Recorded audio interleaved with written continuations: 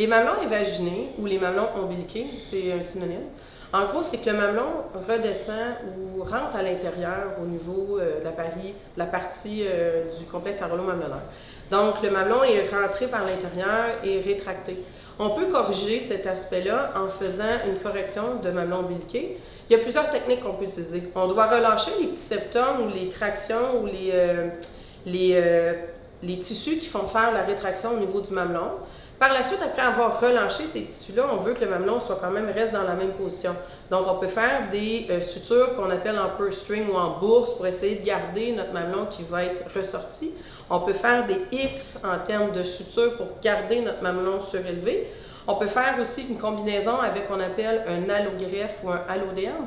En gros, on utilise du tissu synthétique qu'on va faire un petit rouleau puis qu'on va mettre à l'intérieur pour garder la projection du mamelon.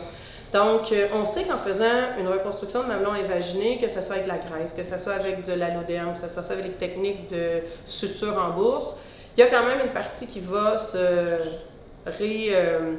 rediminuer avec le temps. Donc, c'est normal qu'on veut surcorriger au début pour avoir à 6 mois, 1 an, avoir la forme du mamelon qu'on veut au final là, pour un résultat à long terme.